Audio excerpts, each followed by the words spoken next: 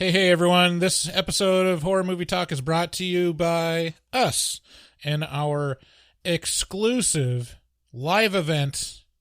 It's exclusive because you got to buy a ticket to it at Kiggins Theater in downtown Vancouver, Washington. We're really excited about these screenings. It's called the Kiggins Cult of Horror. It's a fun and educational series of horror film screenings.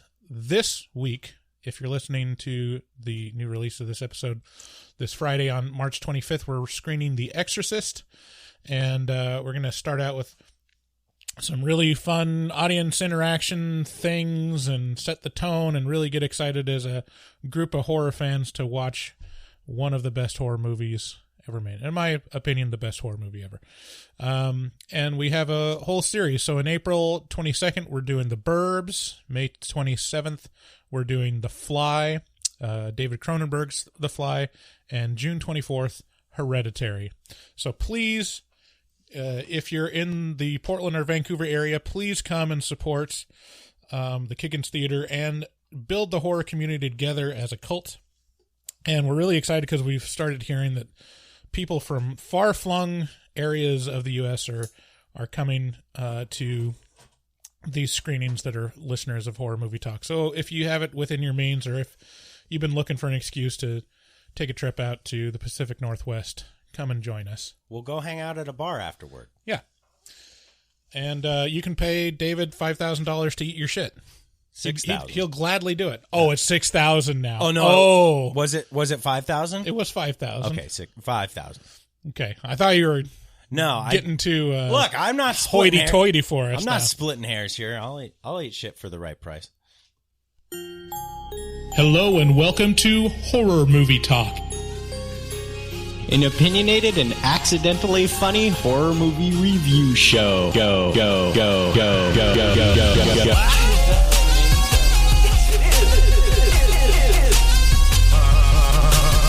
I just had to stroll through the scraggly woods. He had no face! Horror! Sabrina, don't just stare at it, eat it. New theatrical releases always get priority. but we also review older horror movies, both good and horrible.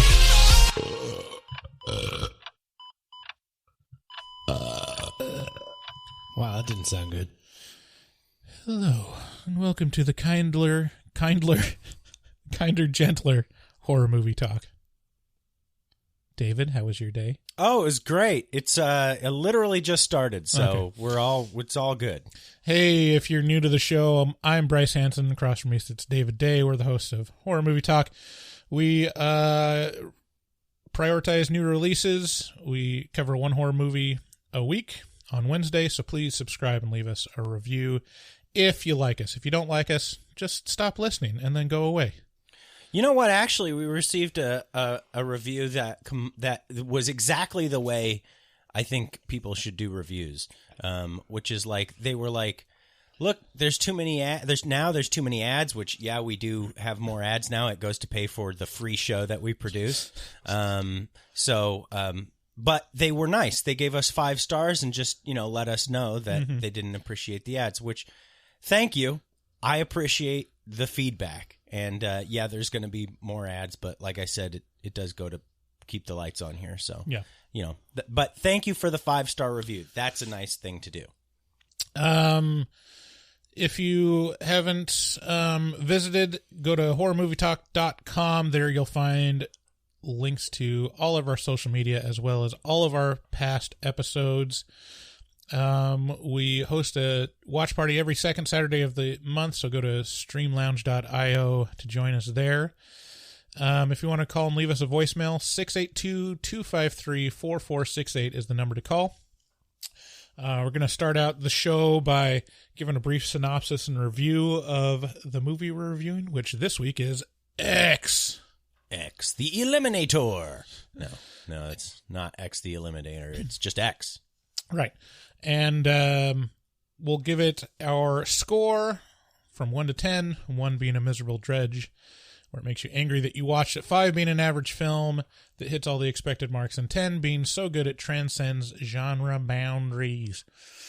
After we give our score, we'll get into spoilers and take a deeper dive into what we liked and hated about the film. So if you haven't seen X yet, you can listen up to that point and then bounce and then come back after you watch it to commiserate with us. Later, we're going to be doing a couple games. Number one will be a no-brainer. It's called Horror Movie or Porno, which is really apropos for this movie. Yeah, I mean, also, it doesn't always have to be, it's not mutually exclusive sometimes. Right. Like in this movie. Exactly. And then we'll be listening to our voicemail in a bit we call Horror Movie Whoooores. Do we have enough now? Have people called in? There's always enough. Well, there wasn't enough last week. There was 3 calls last week. That's not enough. Yeah. Do we really need to? Well, it's just your opinion, man. So, before we get... Bryce is angry today. Angry at me for insinuating. So we went and saw X, and it was explicit. Here's the trailer. Farmer's daughter, take one.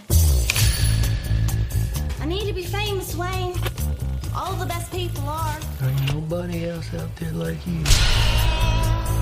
You know why? Why? Because you got that X Factor.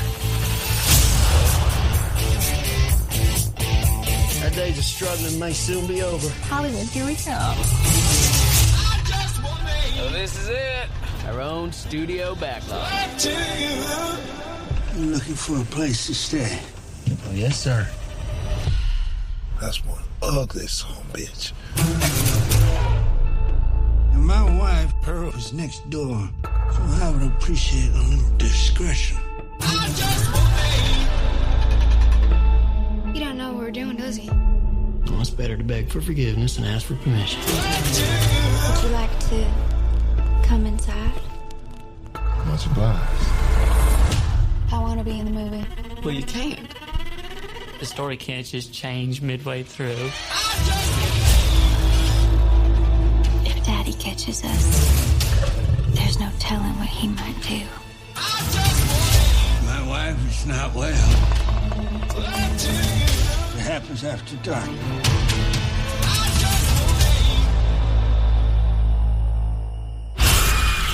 Maxine?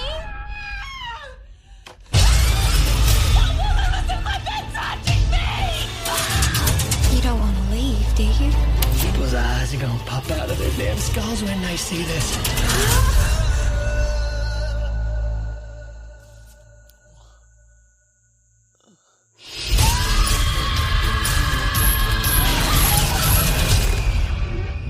What? Are you all right? No.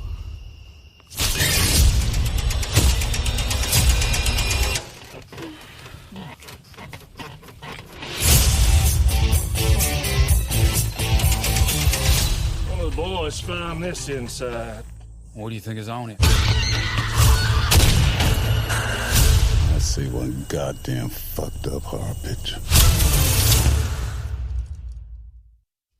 X can be found in theaters now. I think it's kind of on a limited release schedule. It's an A24 film. If you know where A24 films are shown near you, it's probably there. In the halcyon days of mid-coke, pre-AIDS 1979, a fledgling porn production crew sets off to rural Texas to try and film the next mainstream breakout porno, a la Debbie Does Dallas. Texas is so hot right now. I tell you. Yeah. They find an old farmhouse to rent from an elderly couple and try to hide the production from the conservative and suspicious owners. They are eventually discovered by Pearl, the elderly farmer's wife, and she takes a cotton to Mia Goth's Maxine. Soon, the porno people find themselves in danger and fight for their lives to escape a possible Texas pitchfork massacre. If you're wondering what a straight-ahead A24 slasher looks like, here it is. It has the gore and body count of a slasher and the artsy-fartsy shot composition and character focus of an A24 film. Is this an elevated slasher? Not quite, but it does put in more effort towards character development and the theme exploration than any Friday the 13th film is ever going to do. The film explores the themes of youth and ambition, as well as the inverse of old age and lost opportunities. A touch of religious judgment is sprinkled in there in the form of a TV preacher, but that's really to flavor the setting and not integral to the story. I really like this film, and was fully engaged throughout. It doesn't go too far into A24 avant-garde territory, but references it in an almost tongue-in-cheek way that is entertaining. To say that this is more than a slasher is probably giving it more credit than it deserves, but there are some great scenes that build tension and dread that don't necessarily fit in the regular slasher tropes. If you're wondering if there's nudity, X gonna give it to you. X gonna give to you. There is plenty of nudity. Tits, side boob, and dick silhouette galore in this film, putting X up against recent slashers such as Scream 2022, Texas Chainsaw Massacre 2022, and Studio 666. It makes them look like prudes. Yeah, well, in terms of nudity. Oh yeah, for sure. Yeah, we get to see the massive dick silhouette of Kid Cudi. That's Kid Cudi. Is it though? Day and night. The Lonely Stoner. See, I'm like I said in the theater, I think I did this on the quick take.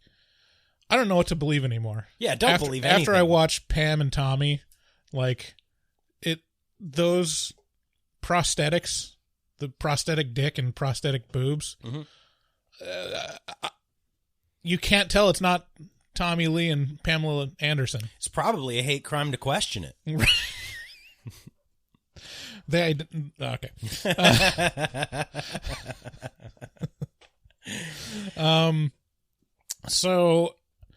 I highly recommend this film. It really pulled off the slasher A24 vibe both, and I hope they do more films like this, which just puts a little more effort into showing people get slaughtered, you know. And thank you for the boobs. I just got to say, can we get back to a time where we can show boobs on film and not worry about, I don't know, wondering if it's exploitational? I don't know. I mean, yeah, just work it into the story. Make every film about a porno production. Look, they were so gratuitous with the boobage that I actually feel a little bit like being like, maybe hold it back a little bit. I saw there were some very alarming, mournful tits in this that, they were probably fake, but lost all my chub. It was just. Did it ever show Pearl's tits? Yes. I don't remember that. It was not. I always thought they kind of hinted at it, but never got to it. You just blocked that out, huh? I guess. You lucky man. No, do you have more? No, that's it, other than the score. How do you score it? I really liked it. It was really engaging. I never was checking my watch at all. No. And for a slasher, it's always such an accomplishment for me to like a slasher. Yeah. And for me to be entertained by it. Yeah. So yeah, I give it a 9 out of 10. I think it's a must see of the year. So far, it's probably the best horror movie new release of the year. Yeah, I completely agree. I think it's definitely a 9 out of 10. That's where I'm going with this as well. You mentioned that you'd like to see more of this from A24, but I feel like this exception to the norm is what makes it special. I think if we got more of this, this is such a weird, man, all this meta horror now, I just see it now that I'm keyed into it, now that my brain has kind of clicked over into looking for these self-referential things all the time. It's almost distracting how much of it there is, and this movie's very, very that. But I did appreciate the blackest of black comedy in this in this movie. I could not stop laughing. Just because Kid Cudi's in it doesn't make it a black comedy, David. Okay. You know what? That had nothing to do with it. You racialized it. That was on you. That's on you. So shame. I don't see color. Yeah, no, everything about this movie is I loved it. The casting is fabulous. The acting is fabulous. I really, really loved the choice of the where the story started and where it ended up. Mm-hmm. I thought it was going to go a little bit more Suspiria 2018 with it and get really fucking just very strange. Right. But instead it just got pretty darn strange, not very, very strange. Right. But all that being said, it kept me guessing the whole way through. Didn't check my watch. I was just, I was aroused in parts. I was disgusted in others. I was strangely aroused in places. You know, you brought everything. Mia Goth. Now I'm a big fan of her. Also, speaking of Suspiria 2018, yeah, she was in that. Yeah, and Martin Henderson is the producer / director of this. You know, in the story, and I liked him a lot too. He's great. He's just did a fabulous job. So yeah, I really liked it a lot. All the different choices were a lot of fun, and this is the slasher that I put above all others now. Like, I don't know. It was great. So. Great. So, before we get into spoilers, let's just do a couple plugs. First of all, if you're one of the people that's wondering where all these commercials are coming from, it's because we are trying to make money off of the podcast, and we're unapologetic about it.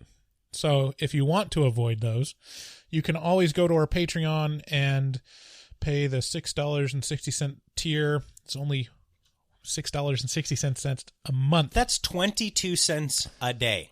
All right. Yeah. So for 22 cents a day, you can get not only you can adopt Horror Movie Talk. Yeah, podcast. You can adopt our podcast, and you get access to a whole 2 years of a whole nother podcast called the Afterpod, plus early access releases of this podcast with no ads, and all the whole catalog of this podcast with no ads. So there you go. Yes, and lots of other tiers that you can check out as well. We've got a shop where we sell our logo tees at horrormovietalk.com/shop. Also, please check out our resident artist, Dustin Goebel. If the artwork for the episode caught your eye, that's because Dustin Goebel is an awesome artist. You can find him at Instagram at dgoebel00. That's at DGOEBEL00. And if you ask him nicely, he might do a commission for you. Call 682-253-4468 to give us your input in the form of a voicemail, and you might hear yourself in a later episode like this one. Thanks again for listening. Let's get into spoilers.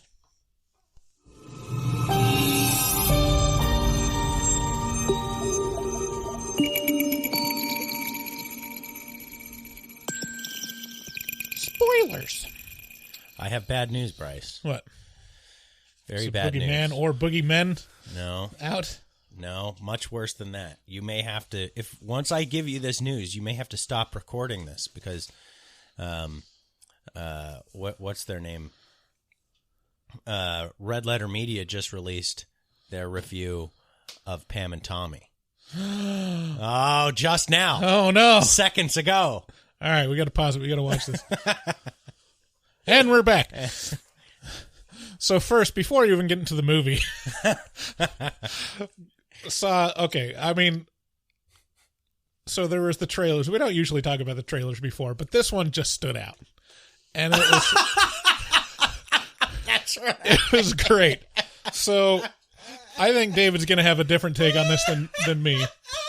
But I fucking died.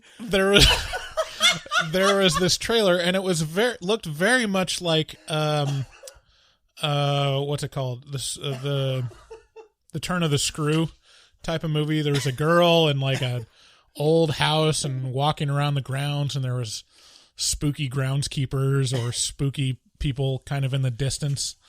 And the tension ramps up, and then the title card just says, men. And everybody in the theater was stone cold silent, and that just made it even funnier to me. And I was just like, "Men!" It was like this was a great ramp up, by the way. Like this trailer was crafted well. Like I was upset, I was ready. I was like, "Wow, this is gonna be badass." And then it's like, "Men," and I was like, "Oh shit."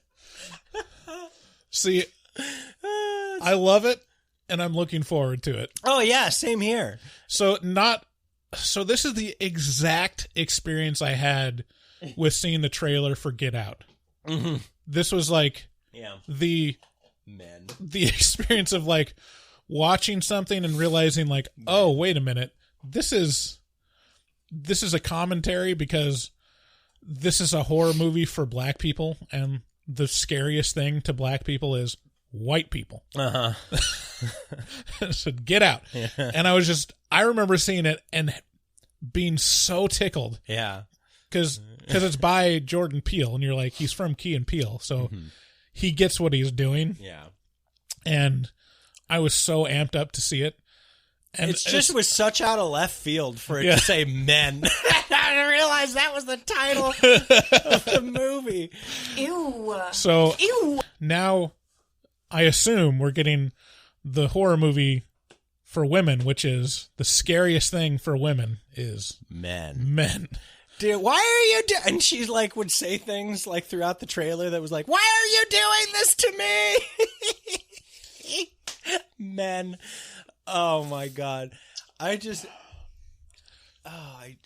have no. We were laughing so hard for minutes after that trailer. Partially because of the trailer, and then partially because the whole theater was stone cold silent, and we were giggling like little girls, little schoolboys, about the title being men, like literally doing the thing that's like the movie's like men, and here we are, two grown men, be like, oh, no. And we're the worst. Well. Like, and it's not even that. It's also ridiculous to this thing where it's like, we have to other everybody all the time. We have to it has to. Oh, everybody's just equal. We're all the same. And then it's like, oh, but men though. It's like, oh, white people. And it's like, okay, well, which is it? I can't get enough of this thing where it's like, oh, but everybody's the same, everybody's equal all the time, but also not white men. No, fuck those guys. It's like, okay, there's an element of it that's absurd to me because it does the exact opposite of what they hope to do. Mm-hmm. So I don't know, that element was. Well, we've had a pretty good run. Yeah, sure. I mean, yeah, it's one of these things where it's like, you go ahead, have a good time with it. I didn't do anything. I don't know why you're mad at me. I'm not part of this. So anyways, that was the start of the experience. So that really set the tone for enjoyment, really. Men. And then the movie starts out with a pretty, it's almost like carbon copy of the start of Studio 666, which is cops outside the building. Oh, yeah. Like investigating. There's a trail of blood. There's a hatchet on the ground. Yeah, there's this new thing where you got to start the movie with the end of the movie all the time. It's the rule. You can't start the movie with the start. That's fucked out. I don't know if that's a new thing. Well, it's definitely a thing that's happening a lot. Yeah. And then it jumps to 24 hours earlier, which is interesting that all of this took place within 24 hours. Mm-hmm. It's a lot of fucking in 24 hours. Well, it's just that's just a reference point kind of thing. Is that not how it is for you? So it's set in 1979, and we know that because there's copious amounts of coke throughout. So 1979, this is the year after Debbie Does Dallas came out. Right. Apparently, like Deep Throat and Debbie Does Dallas was like, they were huge phenomenon. Oh, I mean, Debbie Does Dallas was a huge phenomenon for decades. Yeah. Like it set the bar so amazingly high for debauched porn, right? Or like for take-home video porn, that it's like, and I believe it is a big gangbang. Have you ever seen it? No. Yeah, I'm not into the gangbang stuff. I'm not. Yeah, I don't like that. What about you? Is that your thing? No. Oh, you are. Not at all. I don't know. I'm not. Face betrays I don't want to betray any of my porn likes or dislikes. Well, I feel like it's a losing game. Why? What benefit is there for me to reveal what turns me on? Well, there's going to be some live shows coming up. Maybe. Hey guys, everyone knows Bryce loves a gangbang. Let's get together and surprise him. Ew. Ew. Ew, David. Ew, no, David. Oh my God. Ew, David. I like those booties. I'm just saying. We talked about my sexual preferences last episode. Yeah. Maybe. I mean, it seems like this is an apropos episode to go. Sure. See what you're all about. What's your thing? I wish it were that simple, David. No, what turns me on is culturally and politically untenable, and I can't express that. No, I don't know. Could it be summed up in the trailer we saw before this movie? Men. Not that there's anything wrong with that. That's totally. I'm sure copacetic. What was I going to say? So they're kind of aspiring to take advantage of the big swell of mainstream acceptance of porn. So I mean, this is back in the 70s. Has there always been a groundswell of acceptance in the mainstream of porn, or because it feels like that's what we talk about now is like, oh, porn is just ubiquitous and everyone accepts it now. It's like, but people are going to like theaters back then. It's like, doesn't that seem more acceptable and less shameful to like go out in public and watch porn? Seems more acceptable to you? No, that seems like it puts a insanely high barrier to entry on putting your face to a place and a thing is much worse than sitting holed up in your house and just masturbating like you would anyway. Suddenly you have to put up or shut up, so to speak. Well, I know it would be more difficult, but I mean, the fact that it's out there in theaters that are known, it's like... It's a real problem. Yeah, I agree. That's an upsetting thought that they can take pictures of you walking in and out of places. And only, there's Jerry. We all know Jerry goes to these things. You don't want to be a Jerry, do you, Bryce? So let's give our cast of characters. So we've got the main character is really Mia Goth. She plays Maxine, and she is the girlfriend of the producer, played by Martin Henderson, Wayne.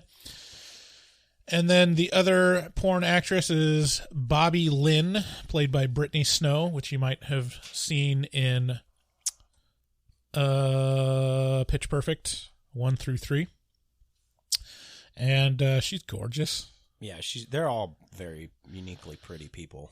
And then the porn star man is Jackson, played by Kid Cudi, and the camera operator is RJ, played by Owen Campbell. So, and ladies, yeah, and then his girlfriend is running the sound. That's played by Jenna Ortega, and that character's name is Lorraine. I'll just say, ladies, if you're familiar, or dudes that aren't too proud to admit that they watch Virgin River, you'll remember Martin Henderson as the main character of Virgin River, the Hallmark movie made for Netflix, which is. It's just a real roller coaster. Wow. Can you fill us in on the plot of Virgin River? I sure could. It would take a while, though, because there's 3 seasons. So. Oh, it's a show. Yeah, we fingers crossed for season 4 coming out in the fall. So, Okay. I Okay, first of all, before we get too deep in this, I was very confused because I thought Owen Campbell was Kieran Culkin for the entire movie.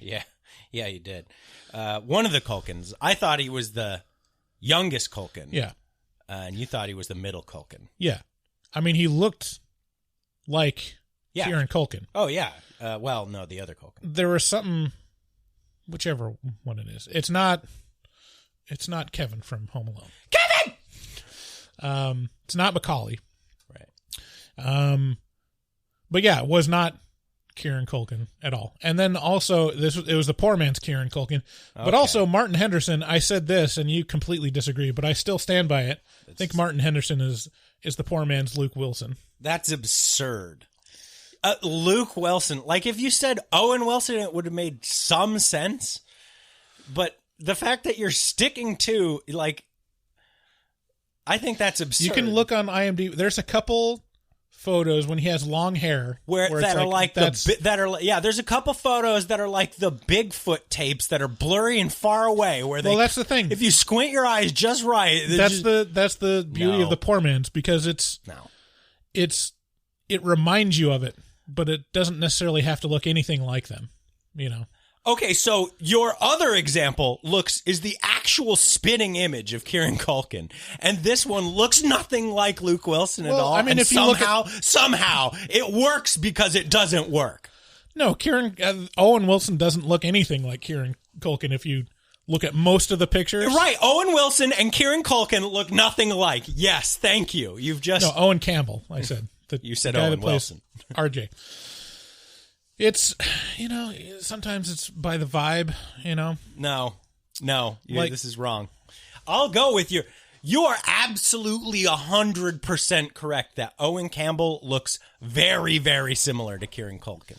I will agree. Movie. I will agree to that very, very, very, very much. But the other example does not hold water. I agree to disagree. But I will say Martin Henderson, wow.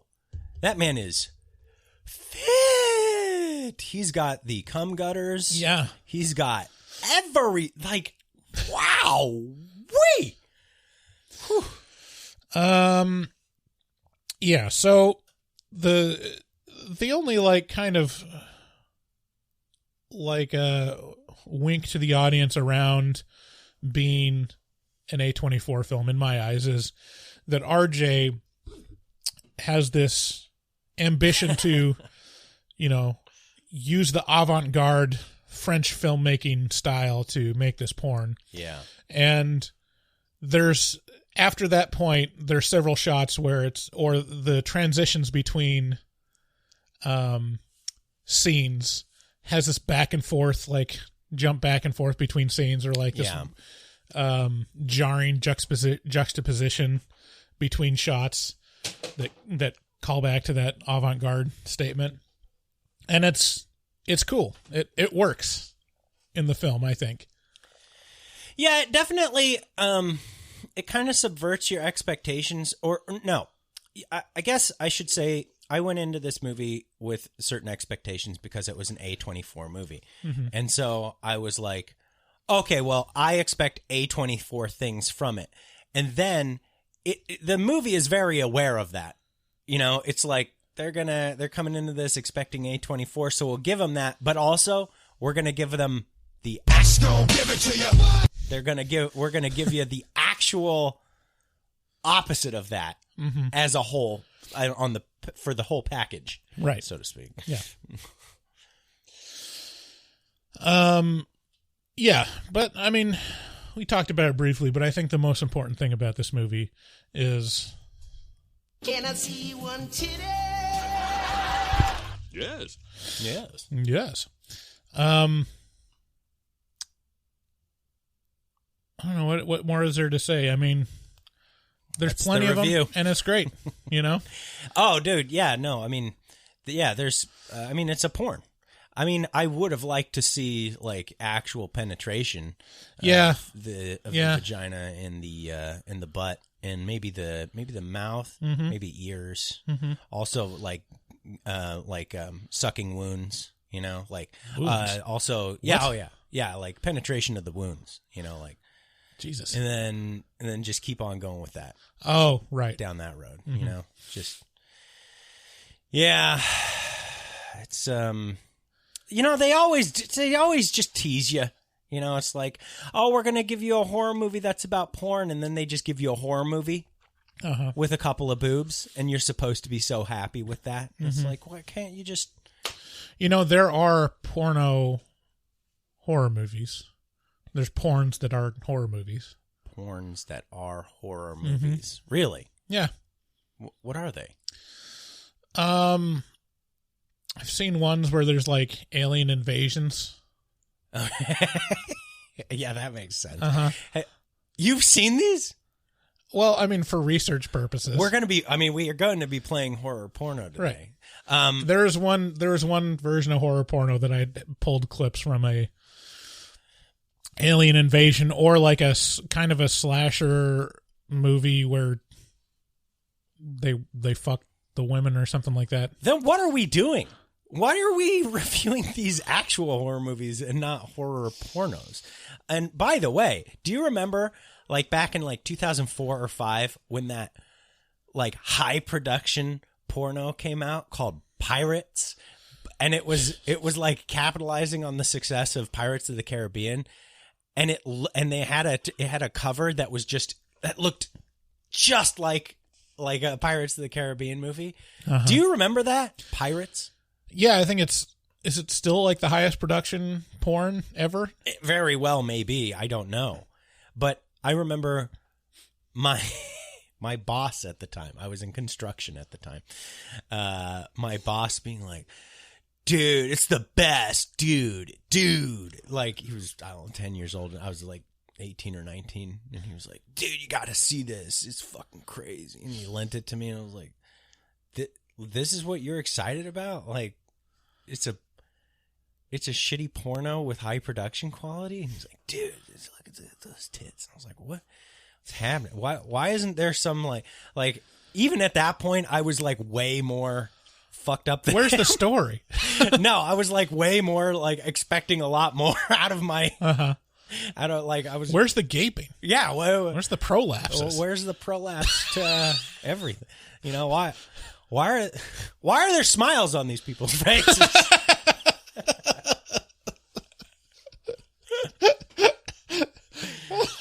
Where's the dead eyes?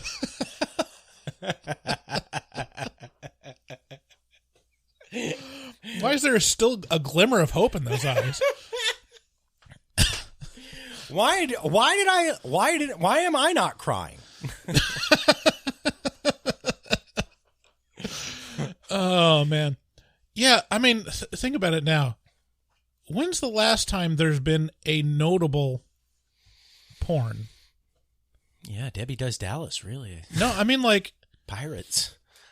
There have been phenomenon porns. Oh yeah. Yeah. Up until I don't know, 2000s? Like early 2000s. And we just talked about Pam and Tommy, like that was huge. And like, I mean, it moved over a lot to like celebrity sex tapes because it went to Paris Hilton for a little while. And I think that was kind of the end of like the notable newsworthy, like the viral porn, you know? Newsworthy porn. Yeah. Who's your go-to actress? Oh, I can't. I never remember names. There's a couple that. No, let's see. That's got to be a protection thing. I don't remember names. No, there's one. There's like a. What's her name? Angelica something. She goes by a couple different names. But this is back. It's pretty outdated now. This is back in like mid 2000s. Don't remember names. Angelica Ebby, I think it is. Oh. And then I don't know anybody about that. There was another one. I can't remember what her name is. Something White. Oh, okay. That's just racist. But every time I see something like, oh, porn star, like this is a notable porn star, I look at it and I'm like, why though? Like, I don't get it. Most of the time when someone's like, dude, this is the most ridiculous, like, everyone loves this porn star. And I look at him like, it's just looks like every siliconed up, like, run of the mill porn actresses that you see ever. And maybe I just haven't gotten to their catalog enough to where I really see. Really got to dig in there. I don't know. I don't go by name. Yeah. Well, I just go by depravity, In this one, Mia... How many tears there are. Or what's her name? Mia Goth. Mia Goth. She's kind of she plays Maxine, and apropos of her name, there's an X in the middle of her name, and she's got the X factor. Right. That's why this is named X, is because anyway, that's what that's what Wayne's character keeps. X don't give it to you. Yeah, and she sure does. She throws it back. And I kind of liked. Yeah, so they get into shooting the porn pretty quickly, and the whole while they call the sound girl Lorraine, they call her Church Mouse. And the whole time Church Mouse is kind of like taking this all in. She's like, what is going on here? They're just they know each other, but they're fucking each other, and like he's her girlfriend, but she's having sex with this other guy. And so she's like what? How? Why? And finally it all comes out this one evening when, after they've shot a bunch of porn, she asks him, she's like, how do you do this? Like, don't you love each other? And they're like, look, this isn't real. It's just for the shoot, man. It's just business, baby. It's just business. Like, you gonna let some man tell you? It's just business. It's just business. That's my favorite Wizards with Guns video. If you guys have, I got them to agree to come on to the podcast a couple months ago, but they're hard to get a hold of, these Wizards with Guns. I love these guys on YouTube. They are the smartest, sketch comedy kids, new up and comer. I love them. Anyway, it's just business. Anywho, so yeah, it's just business to these and Lorraine is the cameraman's girlfriend, and finally she is like, I want to do it. I want to be in the. I want to get fucked. Yeah, I want to get fucked by Kid Cudi. And it's basically like the plot of a porn movie, right? It's like. It's like suddenly it becomes meta, in and of itself, and you're like, you can watch people get fucked, and then you want to get fucked. This made me feel concerned. Like, how did this moment strike you? Because I went into this with Lorraine and RJ, the cameraman, and the set. I was like, oh, they're the ones that are going to survive. They're the good couple, right? They're not messing around. They love each other, and they're not like in it for fame or glory. And then when she was like, yeah, I want to try. I was like, ugh. I was like, oh no, please no, Lorraine, don't. You're going to mess up your thing with RJ. And RJ was upset, and it was just all a very upsetting thing. Did that not strike you? No, it didn't strike me. Really? No. I was very concerned. I mean, it's interesting character development, just because you have an outsider come in and starts out kind of judging it, or, seeing it as depraved or whatever, and then realizing as she's watching it that, like, oh, this is interesting, or this is like, I could see how this is a worthwhile thing, or there's beauty in it, or whatever she said. And this always calls into question, like, this weird dichotomy of, like, I don't know how to put this, but like the feminist adoption of porn or of sexuality, and saying like, no, I'm empowered, and I'm going to take part in porn as an empowered sexual person. But what you're taking part in is like just on the surface exploitational towards women. Like it's, I mean, almost as a definition. Yeah. I mean, it's hard not to. Well, like especially, it's really in this really context. hard to find porn that isn't like on the surface putting women as objects for exploitation. Right, because it's all geared towards men. Right. It's, and then I mean, the vast majority of it. Right. And then you see like these porn actresses that are like, "Oh yeah, I'm doing what I want, and like I'm empowered to use my body how I want," and then they're like getting face fucked and like gagging on some guy's dick. Well, both can be true though. It's like, yeah. I mean, that's the problem is everything is multifaceted. There's a lot of yes, different... I'm gagging and throwing up because someone's shoving their cock to my throat, but you're not appreciating it on as many levels as I do. No, I mean, there's something to that, though, because, I mean, there's just a lot of holes. There's a hole for everyone, Oh, dude. Steve-O! Welcome. Where did you come from? Oh, dude. A lot of people were pointing out rightly how good your impression of Steve-O throwing up is. Yeah, dude. That's ridiculously good. I gotta say. I watch it every night. I watch Steve-O throw up.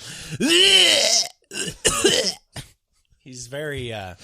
he's got not a lot of range. Is that the end of Jackass? Is like Jackass 6 is just going to be all of them just face fucking each other and throwing up, just like I was saying last night because we're watching the end of the Wild Boys, and it just gets more and more gratuitous with Steve-O throwing up, and I started thinking. It's Steve-O's like King Midas in reverse. Everything he touches just turns to vomit. Everything in that show, eventually, he just throws up. Uh-huh. He's just, and as soon as sometimes he's holding like the little dried up frog that he's going to eat, uh-huh. and then he's just holding it in his hand, and he starts gagging.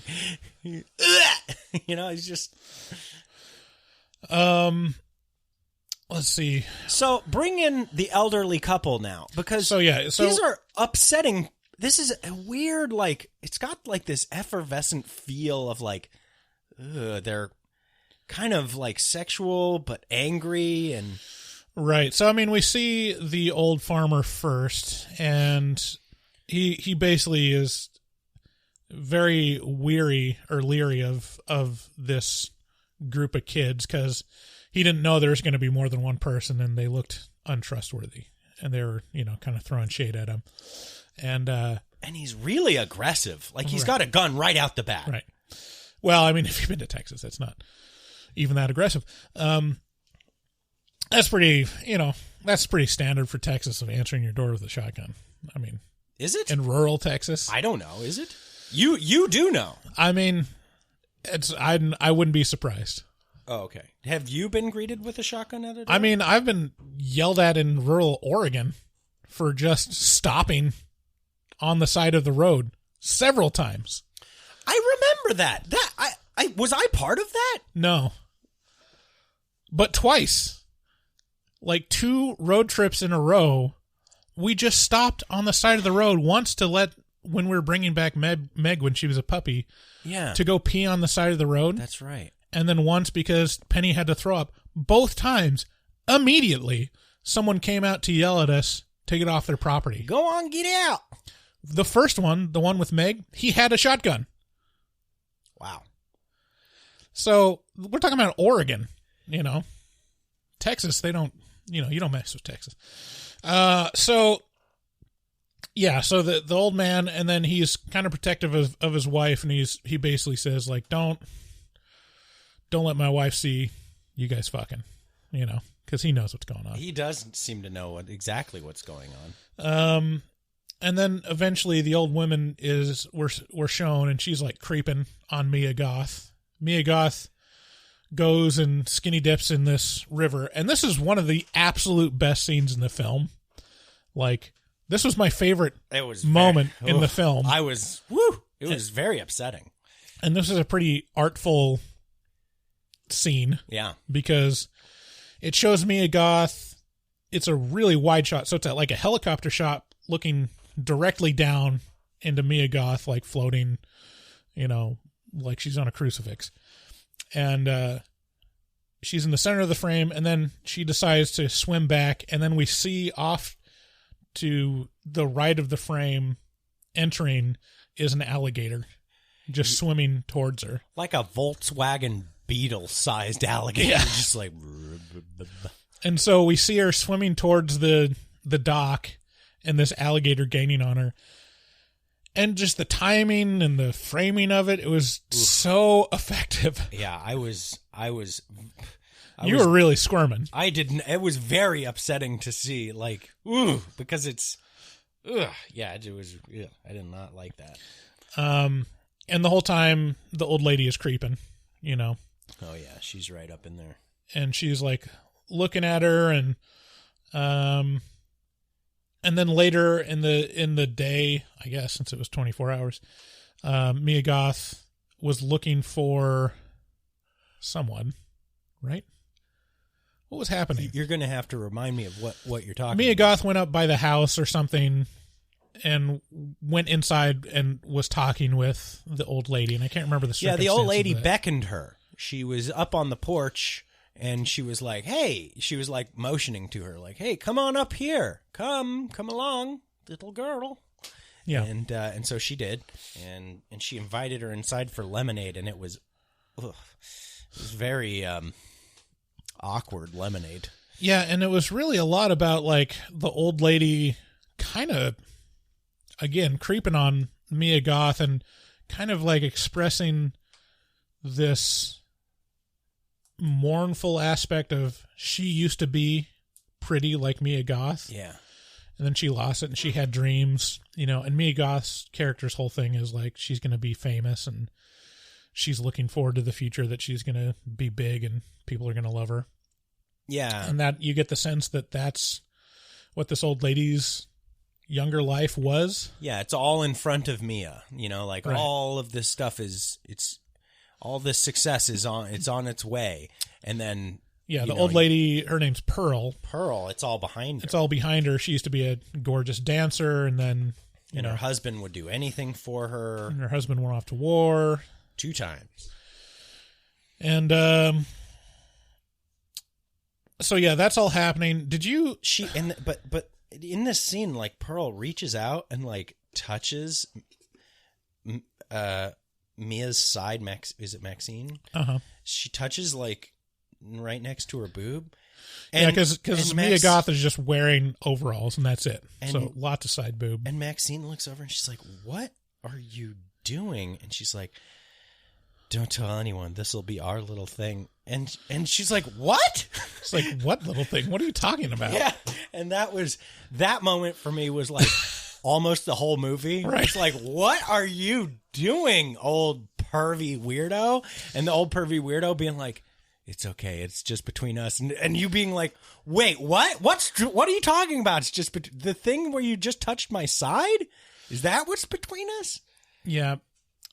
Okay, so at this point, like, we're introduced to the old characters, and I think notable is the fact that they're in makeup. So it's very obvious that these are not, like, actually super old people, that they're young people in makeup. It's kind of the same thing with Midnight Mass. We're like, yeah, well, this is obvious. And so I kind of expected it to be a thing. Right. I expected it to be kind of like an M. Night Shyamalan, like, oh, they're going to trade their old... I thought it was going to be like a Vulture thing where they take people's youth and turn young themselves or something like that. And it wasn't that at all. There was really no point to having them in makeup as young people. Do you know who played Pearl? No, I don't. It was also Mia Goth. No way. Yeah. Wow, talk about another callback to Suspiria 2018. Right. Weird.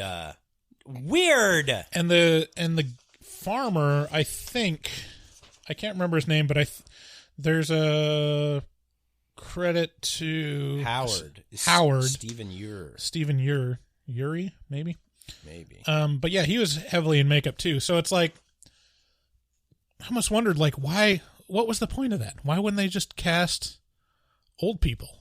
Like, not even like super old people, but like someone in their 60s that could play old. No, it's a good question.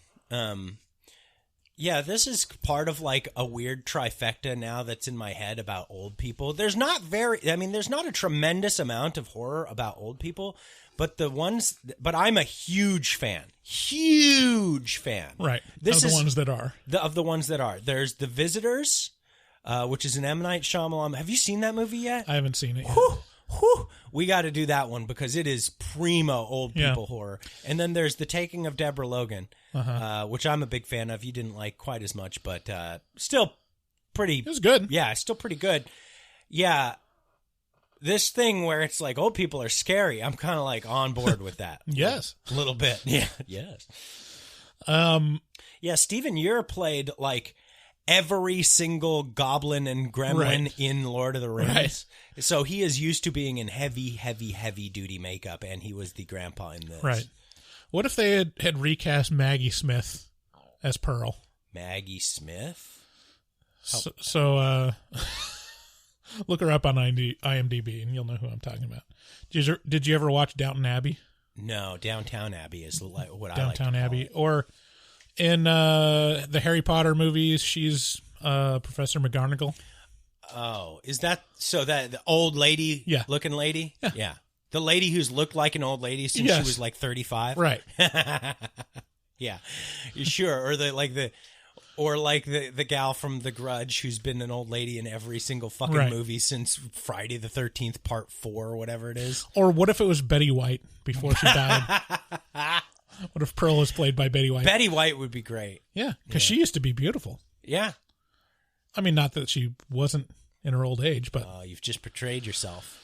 I'm just saying. That's your favorite porn actress. So yeah, that was kind of weird, and there's not really a point to it for why they cast young people.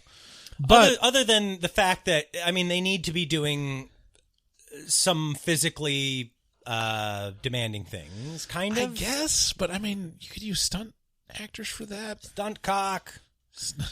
Bring in the stunt cock. So yeah, that was kind of weird. The one thing, and this was kind of revealed in the after scenes credit that I only saw half of, but after I looked it up on IMDb, so Ty West, I think at the same time as this movie, shot the prequel to this movie, which is going to be released later this year, called Pearl. What? Yeah. Get out of town. Starring Mia Goth as Pearl. Wow. So, that's probably really the reason, but not really a great reason to do it. Yeah, writer-director Ty West has basically only ever done horror. I was looking at him earlier today. He did one of the VHS shorts. Yeah. He did... The House of the Devil, which I rented from Hollywood Video in 2009. He did a couple episodes. I was looking at his IMDb. He did a couple episodes of Them, which was the show on Amazon Prime that I loved. He did the second Cabin Fever. Yeah. Spring Fever. This is probably the first really big film.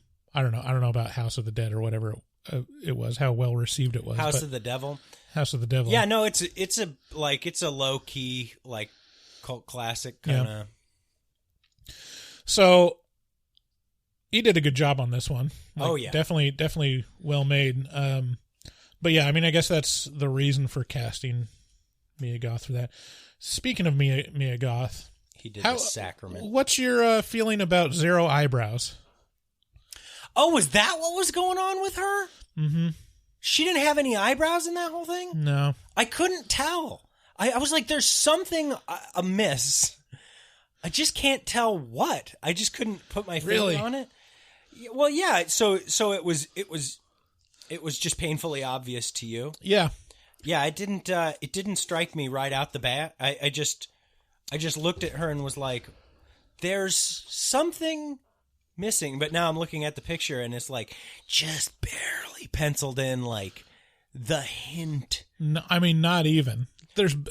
It's pretty hard to find her with any visible eyebrows. Well, on any I'm looking pictures. at the poster and there's just like it's wisps. Yeah, wispy, like just barely. I don't know. I mean, it works for her. But you know, I'm pretty. I have this thing. I'm just in love with women, generally speaking. So it's not like you could do very much to like dissuade me. I just love you. See, that's the thing. It really bothers me. People without eyebrows, like, and I know I'm judging people by their appearance, but yeah, I just don't trust them. Men. I don't. I look at people without eyebrows. I'm like, no. This is the problem with men. There's an evil in you. That's why your eyebrows don't want to stay. So, like, you got pretty light eyebrows, buddy. I'm just saying. I know. I used to not have eyebrows, like, at all. And maybe the source is self-hatred. There you go. I was like, oh no. But no, I mean, I look at like Mark Zuckerberg and I'm like, yeah, I mean, he's obviously evil, but he also doesn't have any eyebrows. So how can I trust that guy? Right. Well, there's a lot of reasons not to trust. If you were to, if all things being equal, I set up someone with eyebrows and someone that didn't have eyebrows, who would you trust more? It depends. Is one of those people Mia Goth? Or, Mia Goth? Two women, equally, they're clones, you know. They've lived life separately, and you're given a choice of trusting the one with eyebrows or the one without. Which one would you trust? I feel like, now I feel just like playing devil's advocate just to play it. And I feel like the one without eyebrows is a real fucking freak. Yeah. You know? Exactly. Real fucking freaky. Uh-huh. And I'm into that, you know? Yeah, but do you trust them? Do you trust them with your child? Well, I don't know now. The answer's no. See, no for you. I don't trust. I'm sorry to everyone that has alopecia. Dude, Mia Goth was in Nymphomaniac Volume 2. That's... She was married to Shia LaBeouf for like 27 hours or something. What? Like that. Yeah. Wow. They got married in Vegas for like a couple days, I think. Actual real Shia LaBeouf? Actual cannibal Shia LaBeouf. Actual cannibal Shia LaBeouf. Wow. That's bonkers. You know, maybe she had eyebrows before Shia LaBeouf. She doesn't have eyebrows at all. I'm looking at all these pictures. They're just not. She's just eyebrowless. And I would say that must be alopecia or some kind of condition, but to me, it looks like she has real hair. I don't know. I'm not too great at pointing that out, but yeah, there's some. I don't know. I'm all right. I'm sorry if you don't have eyebrows. I didn't used to have eyebrows, but then I became an actual human, and so I just don't trust you. Okay, well, you're the problem, and the reason I will be watching the movie Men.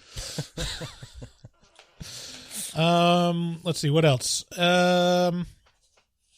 Suddenly Landslide. There's a moment where they start breaking out Fleetwood Mac's Landslide. Oh, dude, we have not talked at all about the soundtrack for X. It is fabulous. Like this is my exact time period of like right when rock started separating from butt rock from rock. Like right when they started like like just separating a little bit. Oh, it's great. I love all this. Yeah. This is like this 1979 is maybe the peak of rock and roll. Yeah, I mean, it goes downhill in the 80s, that's for certain. Man, it's great stuff. Yeah, and they had a lot of just real good songs on this movie. It was fabulous. Yeah, great soundtrack.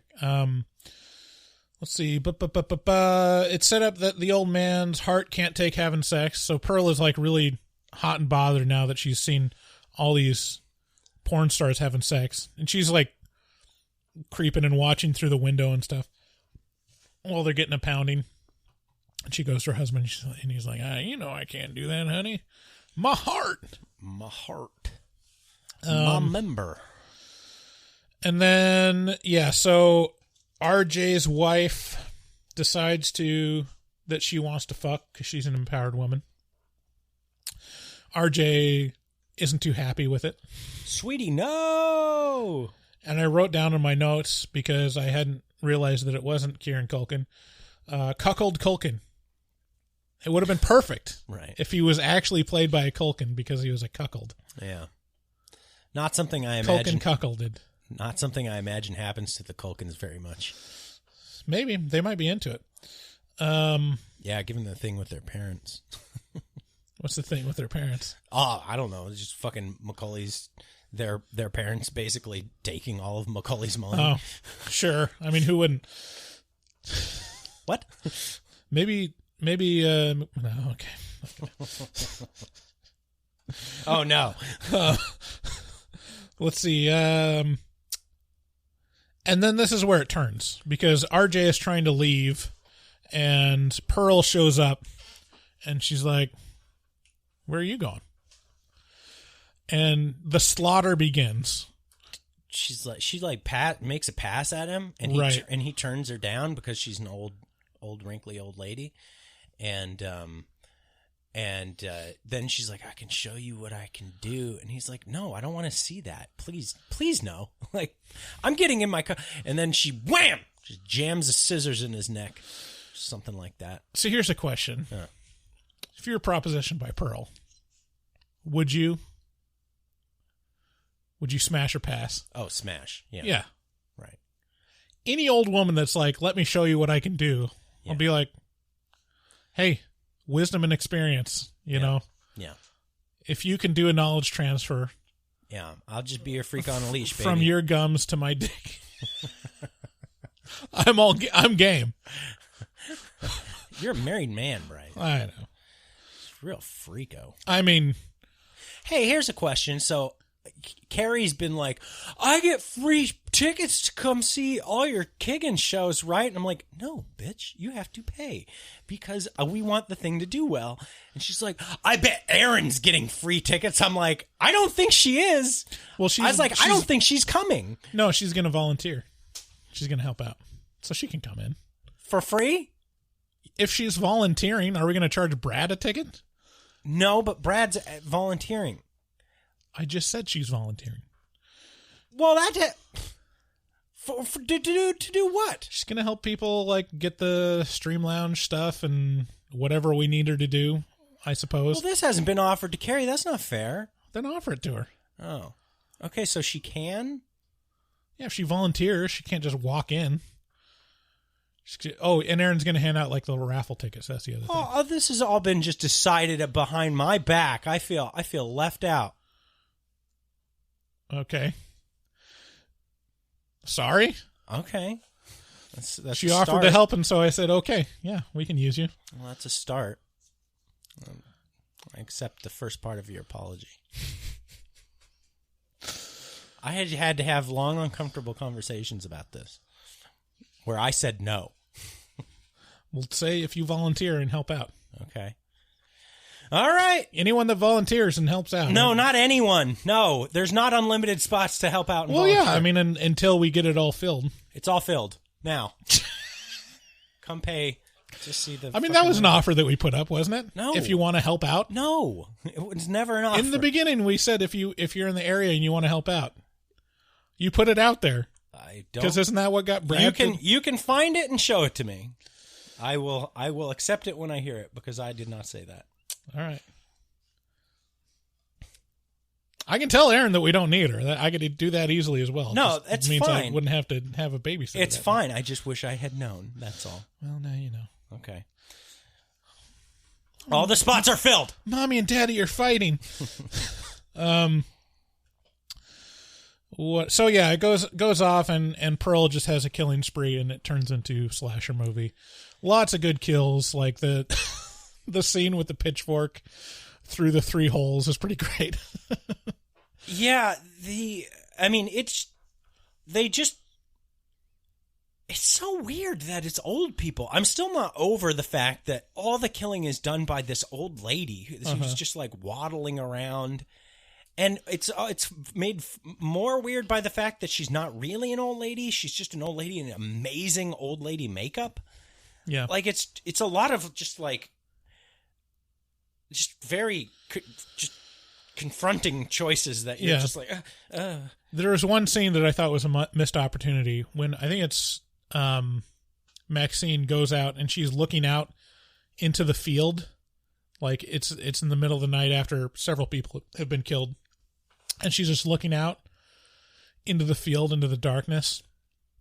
And I wish they had Pearl just running straight at the camera from the field, just like a very Monty Python moment where he's running at the gate and she's like looking, and then and then she looks harder, she squints harder, and she's still off in the distance,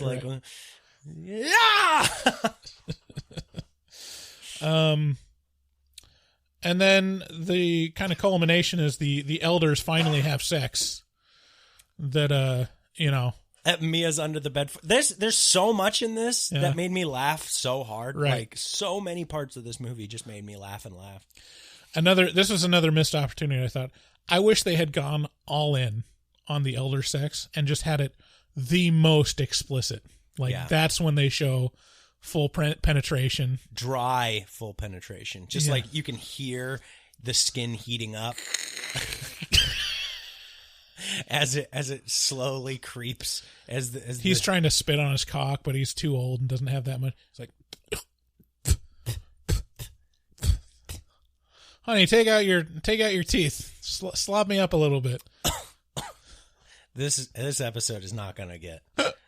I mean, people are gonna be bailing. I mean, wouldn't that be the best scene though? Yeah, absolutely. That would be the best, because it'd be the most disturbing thing you've ever seen in a horror movie.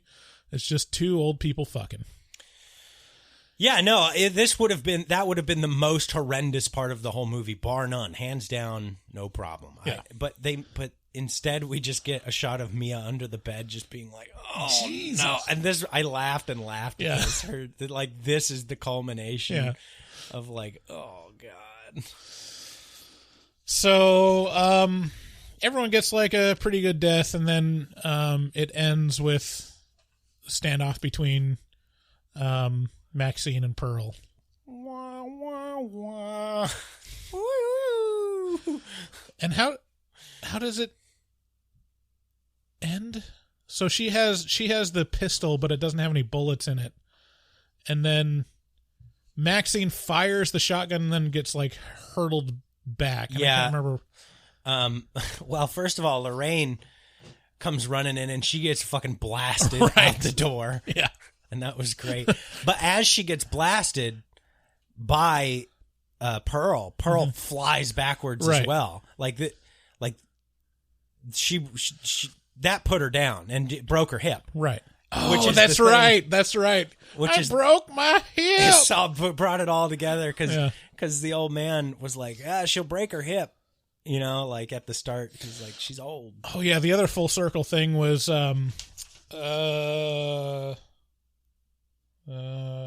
Bobby Lynn, Brittany Snow's character, when she goes down to the river and then the crocodile eats her fucking head off. Yeah, that was crazy. That was awesome.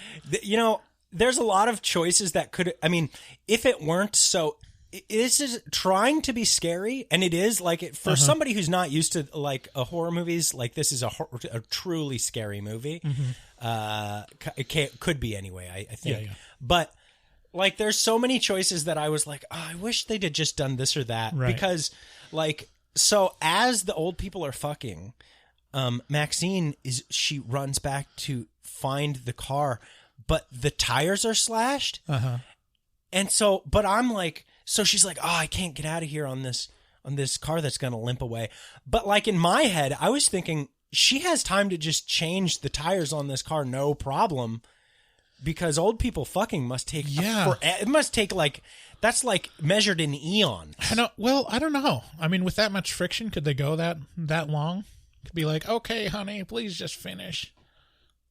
I mean, yeah, but you can't just demand an old man just finish. It's not like he has the switch where he's like, okay, go. And it's like, no, this is true. This is epic. That's true. This is measured in eons. That would be great. Just She just changes the tires and leave? Yeah, it's just a full-on, like, triple X elder fucking scene, and then it just cuts back and forth between, like, full-on penetration and elder anal to her just serenely changing a tire.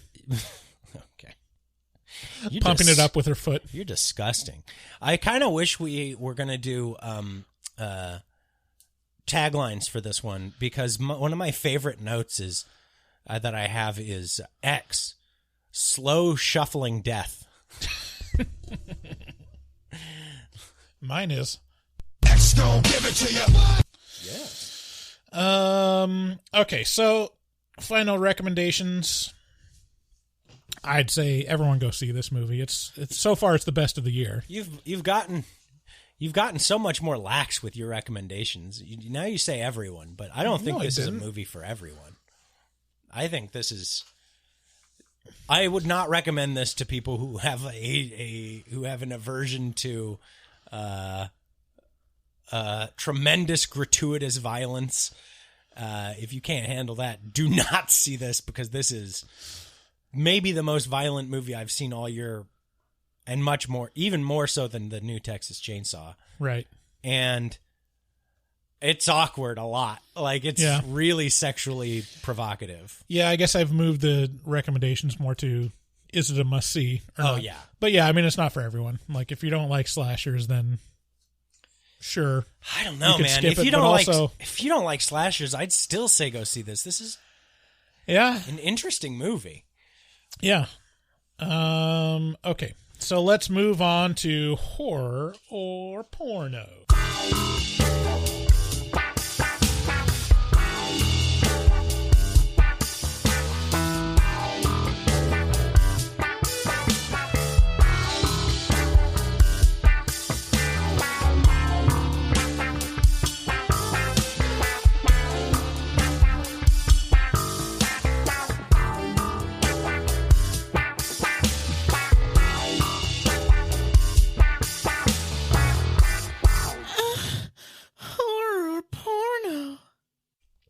Horror or porno, which is very apropos for this movie, is a bit where I play sound clips and you have to guess whether it's from a horror movie or a porno film. This is an old favorite for us, and I'd just like to point out that we got a comment on one of our YouTube videos on our Creep review, Creep 2014, episode 158, where Kevin Matt commented, and he said, and we played horror porno on that one, and he said, pretty sure the German in horror porno was from Downfall, the movie Downfall, just saying. To which I responded, how dare you doubt us? Right. And he said, and he was just playing the game. He said, I'm just trying to get my 2 points. You know? So it is a tricky game. Yeah, it's a lot. I mean, it's a lot harder than you think. I mean, there's a lot harder. Lots of stabbing, lots of sloshing sounds, lots of screaming between both genres. That is true. So it's anyone's game, really. So we've got 8 clips, 4 That's porno and 4 horror. Okay. Well, you gave it away already. You shouldn't have done that. 4 and 4. Yeah, I mean, I'm just giving you a slight edge. You don't do very good at this game. No, I don't. Here's the first one.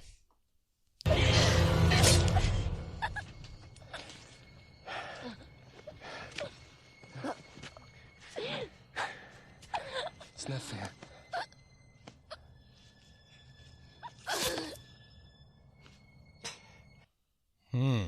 Boy, what did he say to her? I believe it's not fair. Can you play it again? Sure, just a second. Where's my volume here? Okay. That's a tough one. Yeah. One more time.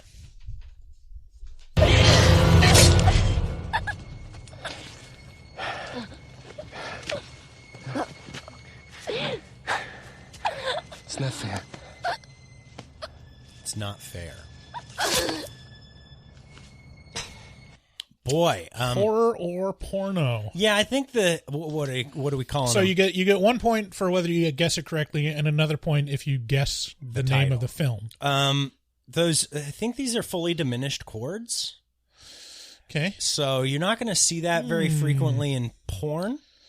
I think this is tough, but I think it's a horror movie. I think this may be like Strangers? Wrong. Okay. Wrong on all counts? Wrong on all counts. This was a porno film. No way. And this was from Redhead Slut Sucked and Fucked by a Stranger in a Hotel at a Seaside. What?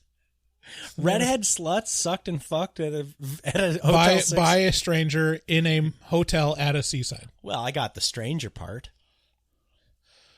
I love the SEO aspects of porn titles now. Is that like, really that you got to really dial it in, because some people are going to want to see a redhead slut sucked and fucked by a stranger in a hotel in the prairie. Right. Others at the seaside. At the seaside. Some people want a motel at the seaside. Right. You gotta have that panoramic view out that window. Right. Right. Like, do you want a motor lodge? Do you want a hotel? Do you want a suite? Do you want a... Well, it's all the same to me. I still don't get either point. All right. Next one.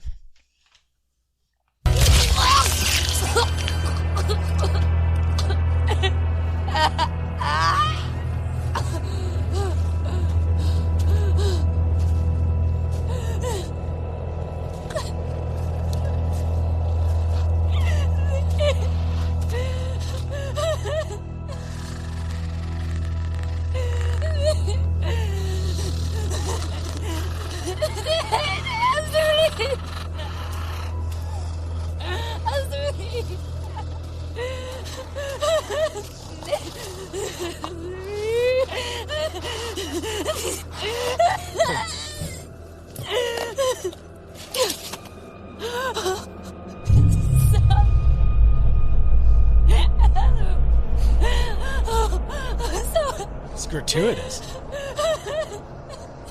In which way, though?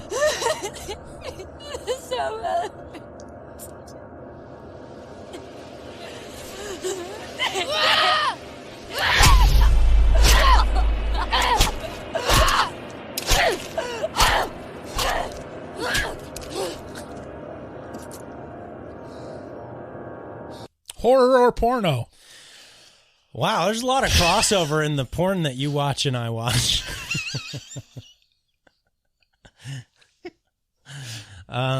If it's a porn. This is definitely a porn.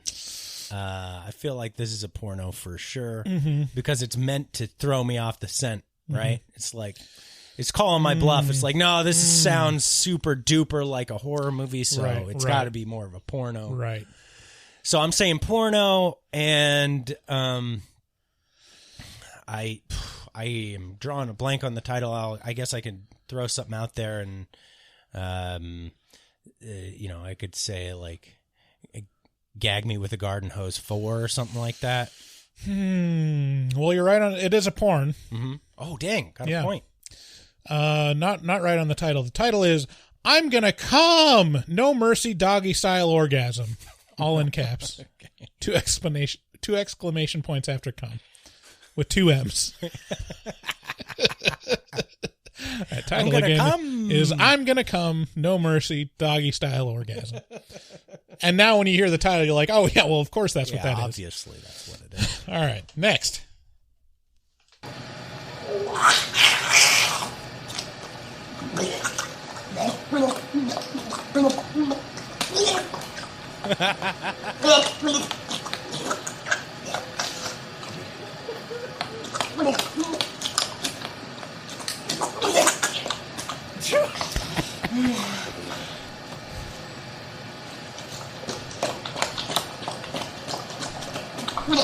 Oh, okay. No, wait, listen closely. I want to take my headphones off. Okay.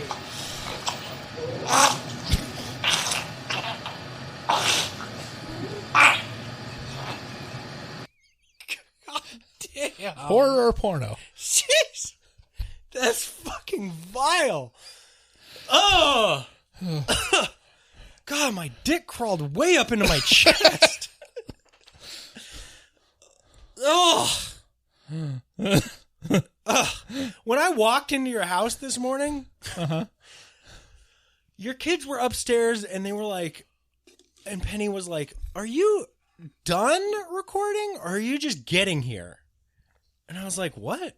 I'm just getting here. Why?" And she's like, "My mom said I can't go downstairs until you guys are done." And now I see why. Woo! Wow. Well, that's obviously a porno, and I really misspoke on my last one. That is definitely Gag Me with the Garden Hose 4. Well, it is a sequel. Not a porno. This is a horror movie. No way. Recent Goosebumps 2, Haunted House. Sorry, Haunted Halloween. Haunted Halloween. From the brain of R.L. Stein. This is from R.L. Stein? Uh-huh. I don't... The movie with Jack Black, right? I think the German in horror or porno was from Downfall, just saying. Okay. Good God. Next. Ugh.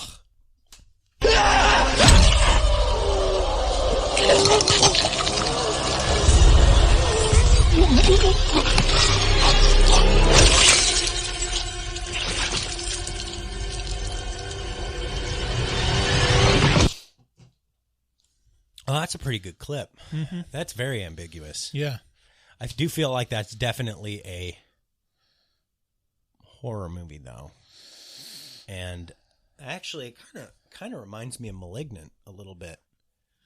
Is that Malignant, the new James Wan movie that I hated so much? Wow, really, really close. This was a porno. That's not close at all.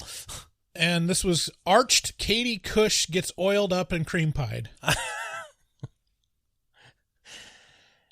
So yeah, you're right. Not really close at all. Okay. Wrong on both. Well, shit. I still have 1 point, though. What's our next one?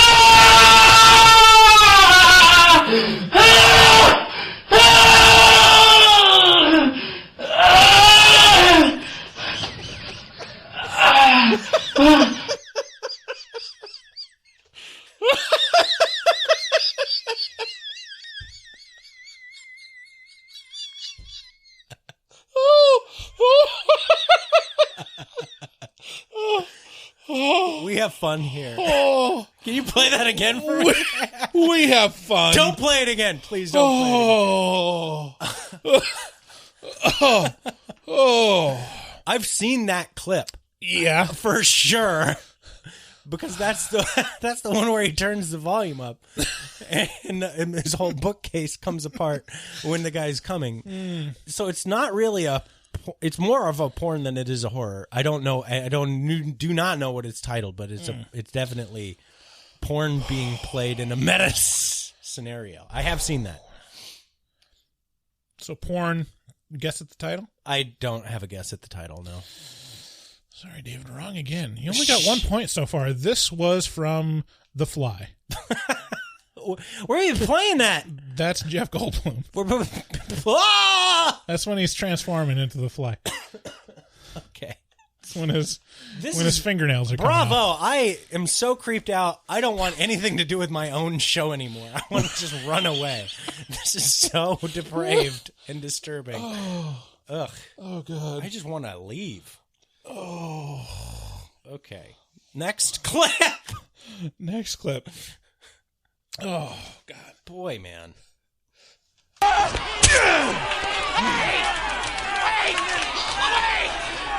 Jesus! No! No! Damn it! Beast! To the beast! Let the abomination smell his blood! Beat him! Beat him!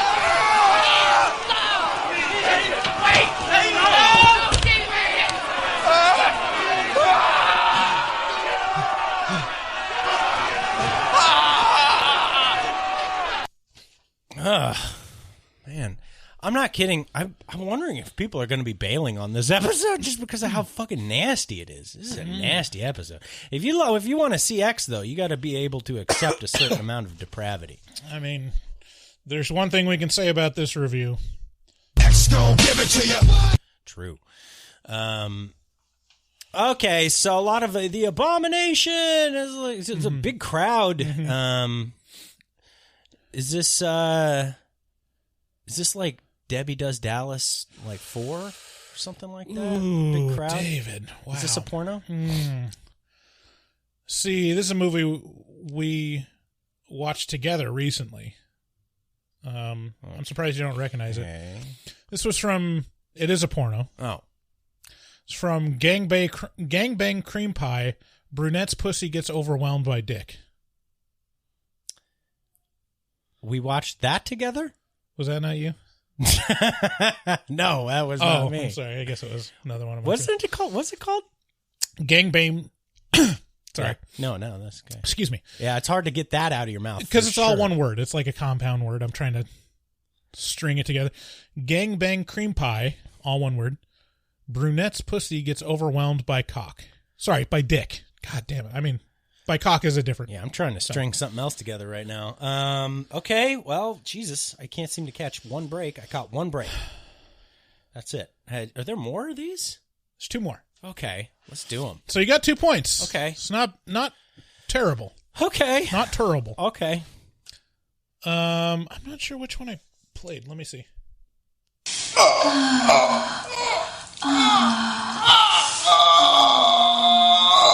Yeah. Oh shit.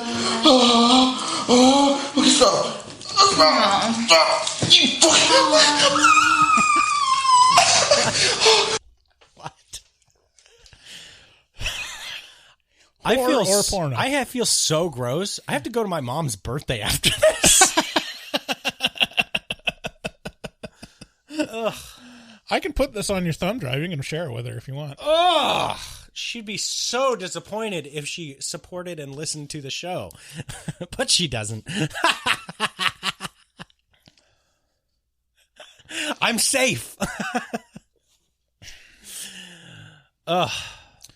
Yeah, I'd never have to worry about that. Yeah. Put it in the one place that's safest from your parents. Yeah, like kind support. Something that you created yourself. Right, kind support, not there. It's no, they're not going to listen to that. Right. Which is why I am the way I am. But my mom might listen eventually. Well, Tommy's a sweetheart. That is a threat. You know. Tommy is a sweetheart. And what's she going to think about you if she listens to this? She's going to think nothing about me other than, why is my son subjecting my favorite young man to all this? All right, horror or porno. Don't take away from my I love you, Tommy, more than Bryce. I'm just saying. This is like me last night. Mm-hmm. Something porno, something pegging. This is a horror movie. No, it's not. It's Ghoulies. I was gonna guess Ghoulies. You were gonna guess Ghoulies, but you didn't. But you didn't. I was gonna guess Ghoulies for the big yelling one. All right, last one. I'm gonna take this fucking load. You're so fucking gross!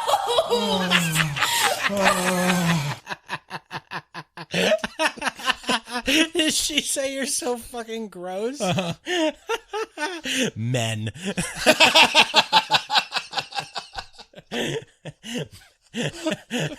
Oh, man. Men. Okay, last one. Oh, that's so your last 2 points to get. You could, if we're going out of 8, you could tie it up by guessing correctly. I'm going to say Halloween 5. That's a horror movie. Ooh, close. It's a horror movie. Don't Breathe. Oh. Okay. Well, shoot, I got 2 points. And that was horror or porno.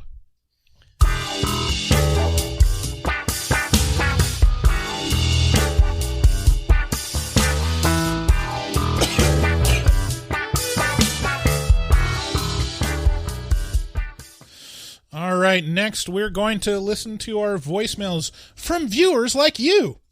So this goes back to the end of February. This is a response to, I believe, probably our Drag Me to Hell episode. Okay. Anyways, here we go. What's going on, fellas? Kyle from Baltimore again. Finally glad to get my message through. And just a bit of advice, David, I would start The Wire immediately. Again, like you guys said, a little slow to get into it, but once you're into it, man, it literally just gets better and better. And Bryce, I would, if you haven't seen it, instead of Oz, and unless you want to watch people just have butt sex every episode, if you're cool with that, but I'd watch Deadwood instead. Our Deadwood was really, really good. I personally think it was better than Oz, but that's all up for interpretation. Anyway, love you guys. Keep on the good reviews. I thought Drag Me to Hell was good. Yeah, okay movie, but I'm looking forward to seeing what you guys do. Looking forward to see your eventual review of the Texas Chainsaw Massacre. I personally enjoyed it. I can see people's gripes with it, but I don't know what fucking horror movie fans expect anymore. Like, I thought it was nice and brutal for what it was. So, keep up the good work, guys, and burp and fart and whatever you dipshits do. Wow, very timely on the recommendation to watch The Wire. I've been watching The Wire. I got to about episode 10, and the other night I just kind of lost it on you. Yeah. I just through text, you're like, when does this show fucking start? I'm just so irritated by this stupid show.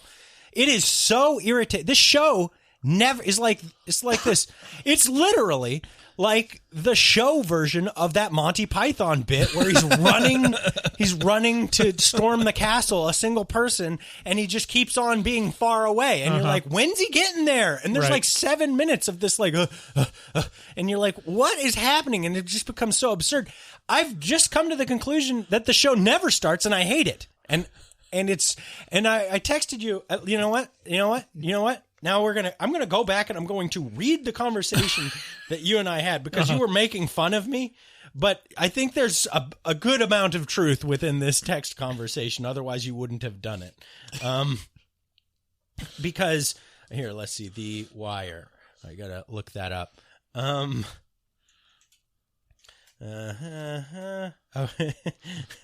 I say to you, when the fuck does The Wire pick up? Does it take more than season 1? Because there's 13 or 14 episodes in a season. They're an hour long each, and you say season 1 is slow, then season 2 gets slower, but season 3 also pretty slow. I say, oh fuck no! Honestly, this show fucking sucks. He says, it's more about the characters. And I say, oh, you mean the ones I don't care about at all? He says, especially them. I say, every second I watch this show feels like an eternity. And he says, hey, I don't make the rules. You're white, so you have to be into The Wire. And I say, I don't care about this. This is so stupid. It's like a prolonged, dirty version of Law and Order. He says, it's a great show. And I say, it can't be that great. And he says, you don't care what happens to Stringer Bell? And I say, holy shit, not at all. I don't care at all. I poop on this incredible waste of time. Oh, good luck. And then he's like, what episode are you on? I'm like, 10. He's like, it's good in episode 11. Like, okay. This is just a bunch of evidence that I do not need to continue watching this. Episode 11 is pretty great. Shut up. I gotta say. You have no idea. It is great. You can't remember because there's no discernible point in this show. There's not one discernible point in this show. It's all a bunch of mundane stuff happening to mundane characters that no one cares about. Well, I mean, see, that's the thing. The first season especially is that, because it's so, I mean, it's a procedural, but it's an actual procedure. Like, what would a major investigation actually look like? Well, it doesn't wrap up in an hour. It looks like arresting the same kid for dumb stuff over and over again, and there's no consequences for anyone. It's just like McGarnagle. It's just like a bunch of like scuzzy cops who like sleep around, and okay, so it's real. And what? It's not interesting. It's just real. You know what's not interesting about real life? The fact that it's real. No, I mean, I can't, if you're deciding you're not going to watch the rest of it like that, I get it. But I think it's one of those shows that if you watch it in its entirety, you get invested with some of the characters. And what's really interesting, after season 1, it's like it finally, like the end of season 1 has like a bittersweet delivery. It's like finally, but not quite. Like they win, but not quite. And then you're like, okay, well, they open it up for season 2. Now it's going to continue, and it's going to get really interesting. Season 2, instead of following all the people that you've followed for a whole season, it's like, no, not that. Over here. Look here. Shipping containers. I don't care. What about the longshoremen? Have you considered how much it costs to ship a postal stamp? Like how much postage is? It's like, I don't care. It kind of widens it out, and then, I don't know. It's got some... Look, I don't know what to tell you. Here's Aaron said, like, yeah, season 1 is pretty slow, but I got to say, like, the last couple episodes start actually delivering. That wasn't me. Here's what I'll say. People who say that The Wire is good have to say it because they know they've sunk 60 plus hours into this horrendous shit show of a boring show. The Wire is good. It's not. It is. It's not. It's very good. No. Next voicemail. Fuck the gypsies. Fuck the gypsies. Yeah, no, yeah. True. All right, well, there you go. Thank you, caller. What's up, guys? This is Ben calling in from Fort Myers, Florida for the first time. Let me just first all give a shout out to Bugsy. Hey, man, if you're ever down in my area, come by Blaze Pizza. I'll plug you up, bro. But other than that, I wanted to kind of just weigh in on the sinkhole thing. I don't really have any experience from anywhere that has any earthquakes, but I did live in southwestern Kentucky for a brief period of time. I lived on top of a cave system there, and my daughter fell into a sinkhole that opened up in my backyard one afternoon while she was playing. Luckily, she was fine, ended up being about 3 feet deep and only took one of her legs in, so everything was okay. But she totally could have broken one of her legs, and it was a really real thing. I'd never experienced it anywhere else, so it kind of threw me off there. And then I kind of found out that's where the Corvette plant is at, and one time a sinkhole had opened up there and swallowed up a whole bunch of Corvettes, and it was a really big deal. So sinkholes were kind of like a big to-do in that town, honestly. Yeah, that's about all I've got from my end. Really appreciate you guys. Sadly, I'm a little bit of a broke bitch, but I would love to become a patron as soon as finances open up for it. So until then, I leave your reviews. I've got some coworkers that use Manscaped, and I push all the time that they should use the promo code HMT at checkout to get some big savings for them. Yeah, that's all, guys. Love you. Keep up the good work. All right, thanks, man. Yeah, I mean, you look down on sinkholes from that story, but that was like a 1.1 on the sinkhole scale. Yeah, I mean, it's not a great evidence for your case of sinkholes being super duper scary, is it? It's kinda... A bunch of Corvettes being swallowed. And... Oh, no. That could have been you, David. You could have been a bunch of Corvettes. My American muscle car, no! That's exactly the kind of crime that sinkholes would commit. Swallowing American muscle cars. The true terror of Hey guys, it's Elizabeth. So I was just re-listening to Hell House LLC review. You guys were talking about how women tend to be targeted more in possessions, blah, blah, blah. And I just wanted to give my own personal theory. This has nothing to do with, I haven't taken this from anywhere. This is just what I believe. I think that women are more susceptible to possessions because women are inherently more artistic. We're able to conjure things up easier than men are. Women are more likely to be artists, to read more. And I feel like, obviously I'm not a demon, so I don't really know, but I feel like the more, the easier it is to get somebody to believe in something, the easier it is to possess them, which I feel is why women are possessed more. Men, obviously, I feel like if they don't see it, it doesn't exist, therefore it cannot hurt them. So demons, just off the table. Women, it's easier to trick them into being possessed, that kind of thing. So that's just my take. I also took that a little bit from The Skeleton Key, if you've ever seen that movie. Great movie. So anyway, that's all I got. See ya. So I mean, there's two ways to take that. Like, oh, they're more artistic and creative, so they're more susceptible, or they're more artistic and creative, and so they're rubes. So they're making it up. Men. They've got greater imagination, so the real phenomenon of being possessed. They're more susceptible to it because they're so imaginative. Or maybe they're just making it up. Or I mean, the other theory would be bitches be tripping.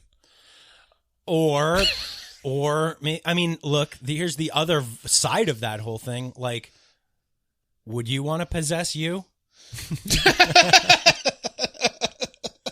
Hell no. Yeah, that's a way more compelling case. Hell no. Like, if I saw some cutie like her, being all like believing in me, I'd be like, shit, she believes in me. And then I'd be like, yeet. And then I'd yeet on into her, Be like, squibbity bip bop. And then hop on over there. She believes, so I'm there with her.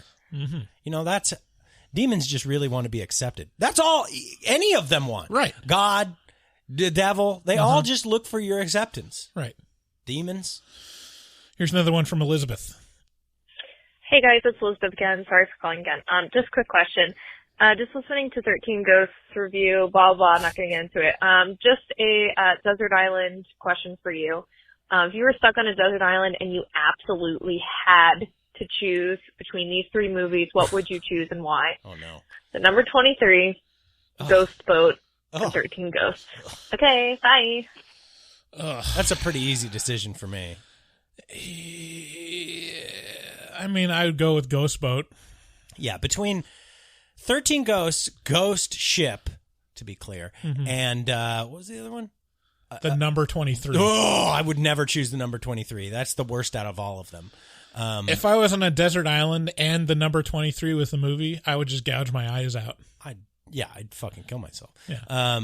No, it's definitely. I would go just swallow as much ocean water as I could. You could probably glean some like useful information too out of Ghost Ship, because if you're on a desert island, you're looking for a ship. Right. That's the primary means of probably being rescued. Right.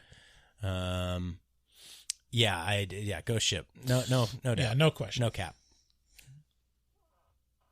And I love you, Elizabeth. Thank you for thanks for calling and always supporting us. You're great. Hello, I listen to Drag Me to Hell. I have a gypsy story. Oh dear. One time, a gypsy, she shrank my mother. So then we catch gypsy, we make her cry tears, we use gypsy tears to bring back mother. That is gypsy story. High five. So yeah, we asked for gypsy stories on our Drag Me to Hell review. So that was a true gypsy story. You got to be wary of those gypsies. I know that voice. I know that voice. I know who you are, caller. How dare you? How dare you impersonate a gypsy? Hey guys, it's Josh from Canada. I wanted to get your opinion on something not horror related. All right, so right now I've got a little Arctic Cat 400 ATV, and I'm thinking about upgrading. It's a 2004. I'm going to jump into, I think, a 2022 Grizzly 700 EPS. So, wondering what your thoughts are on that. Anyway, hope you guys are having a good time. Keep on keeping on. Right on. This is a really good question. Should he buy a 2022 Grizzly ATV? Yeah, so I think that's a Yamaha. I think Yamaha makes those. I'll tell you this. I don't have any significant amount of hours spent on ATVs. I spent a lot of hours of my life on dirt bikes, though, and I'll say that I don't particularly love ATVs. I think to me, they're death machines. Like, they're spooky. It sounds like you're getting, a 400 is a pretty, that's pretty small displacement for an ATV. I think, I don't know. I may be thinking about, snowmobiles because they're all huge. But yeah, I don't know. I mean, shoot, I don't know anything about ATVs other than I would rather be on a dirt bike all the time because, well, it's more fun and you can't kill yourself as easily. I mean, But, like, I'm the not Grizzly, I mean, it does have 27-inch tires with aggressive tread and roomy ergonomics. So, I mean, I think it'll be more comfortable than your Arctic Cat. You know, and it's probably time for a step up. And the other question is, like, what are you using this for? Is this like sand dunes, or is this like trail riding? Because, like, I never have gone like sand dune, and I don't know anything about that. But I have done plenty of trail riding. I like to do it more out here, but I just don't have anybody to go with.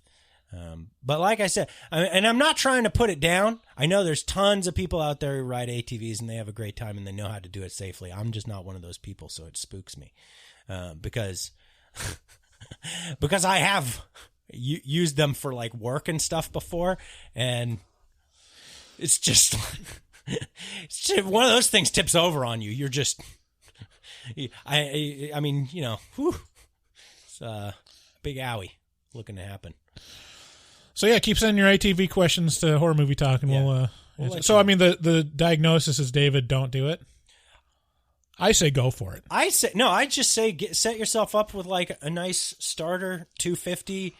You know, from like not an ATV, a dirt bike. I'd say make the transition.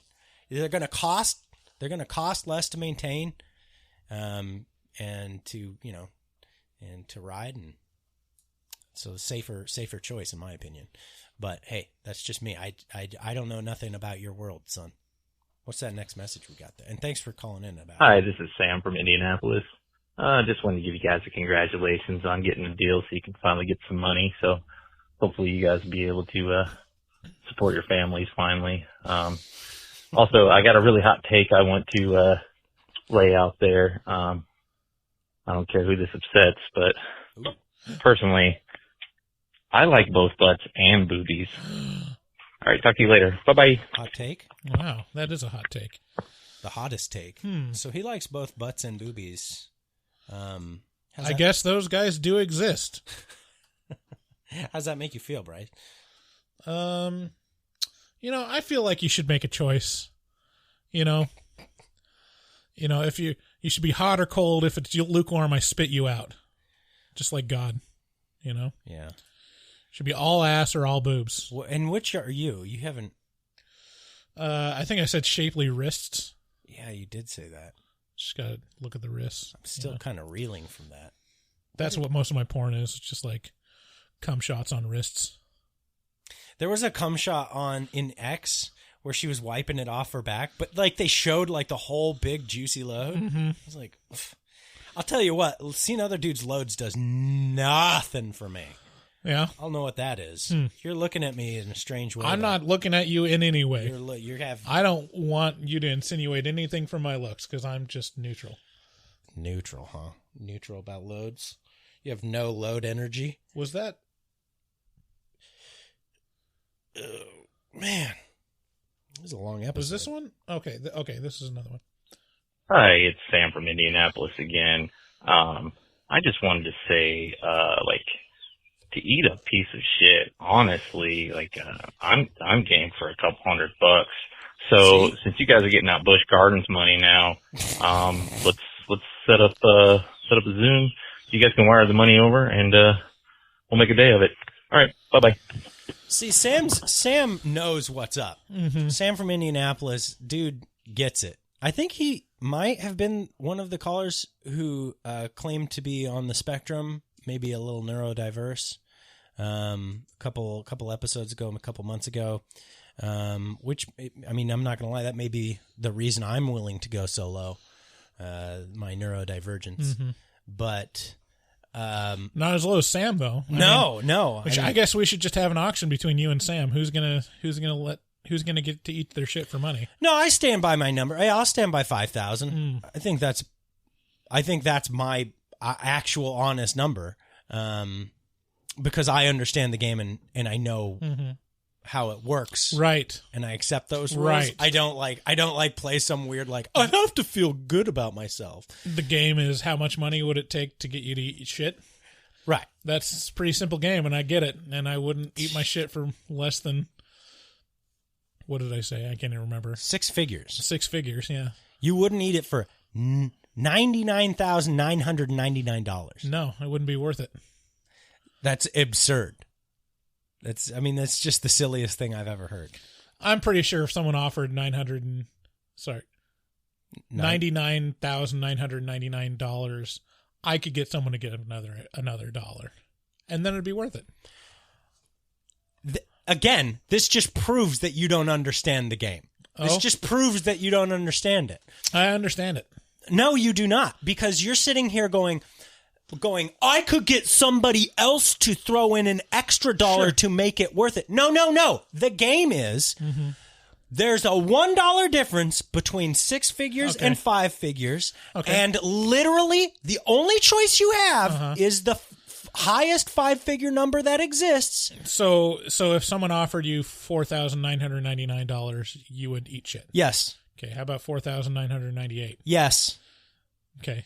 Well, where does that stop, David? Pretty not far away. So $4,000. No. So where does it stop? Where would you stop with that dollar increment? Right. And so exactly, but I've alluded that it can be like, well, my answer when is, the money is actually out on the table, yeah, it can go lower. Oh, so if I had $3,000 in cash on the table right now, I could get you to eat shit. No, but I bet if I had 999, that number that we said, I bet you would go for it because no. See, this just proves it because that's absurd. It's not absurd. Yes, it is. It's absurd. It's no less absurd to say like, well, I wouldn't do it for $4,987. Well, if it's not absurd, then it's just stupid. Well, it's just stupid either way. You sell yourself short, and you're happy to do it. And I view myself as I sell myself short, yet but I'm the one that people are talking about getting to eat shit. Yeah, it's not exactly. you. It's not you. You're using that as a point. I sell myself short. Well, everyone's trying to pay me to eat shit. That's right. They're not talking about you because no one would entertain that exactly. concept. Exactly. Yeah. Therefore, it makes it takes it away from the realm of reality. So you're saying you're changing it from how much money would it take to how much do you want to eat shit? Yeah. That's part of it. Right. I don't want to eat shit at all. I don't want to eat shit at all either. The answer to that is it has to be a ton of money.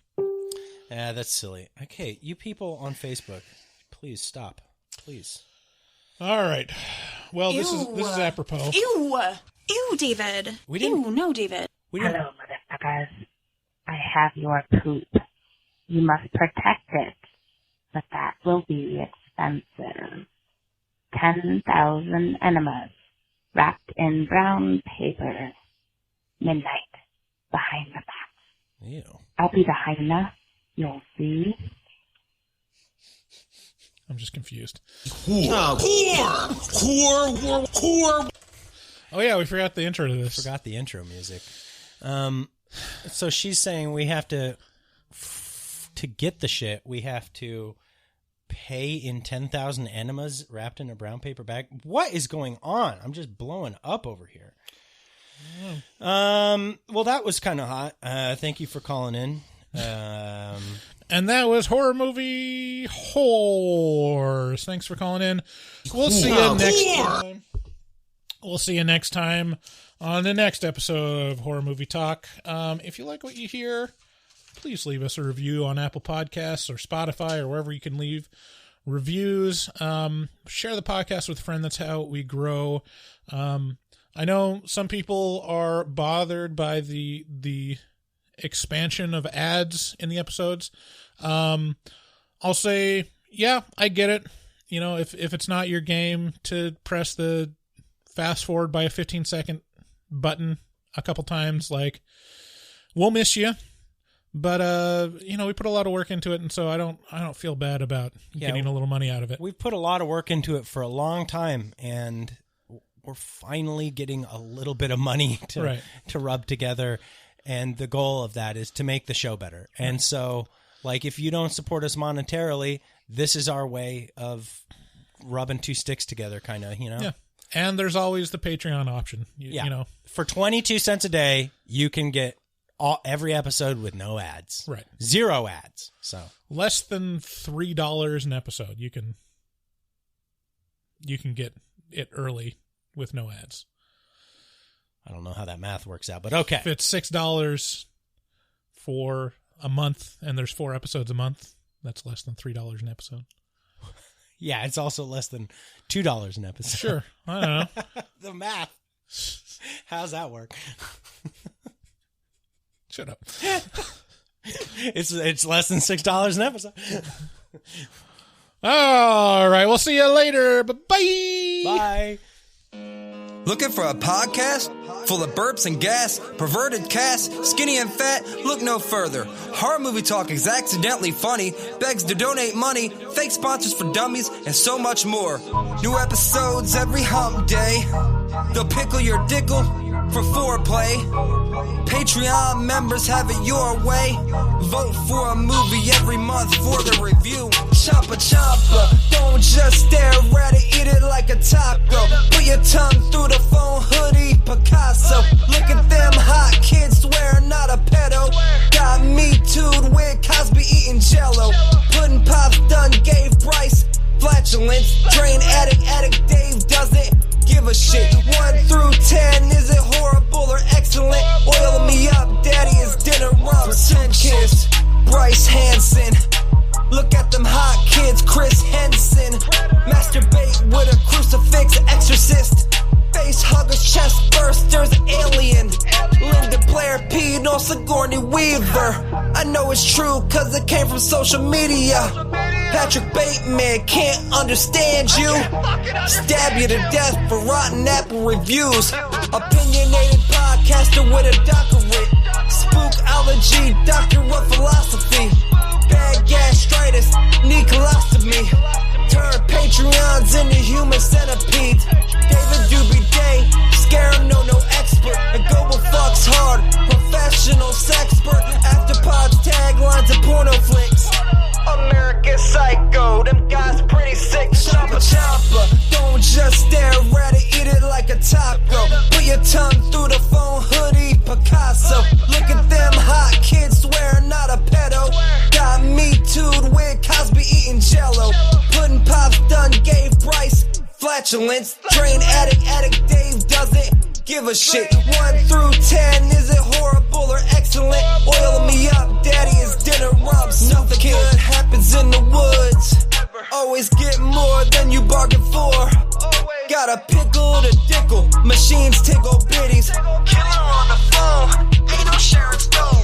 Vancouver, Portland, Oregon, and organs. Corona, COVID, curse, Lorona. Green River Killer, because reasons. Hallway of poop monster kids screaming. Ain't your ordinary dingleberry itinerary. 30 days shutter and jump scares, they fucking scary. Time for the spoilers with jokes and tropes.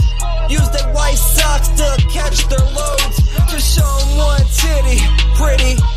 Paganism you should worship, they Teflon dicks.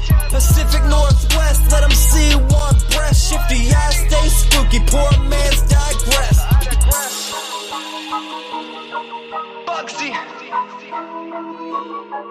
HMT, Horror Movie Talk. Hold on, they don't like Halloween. Fuck them.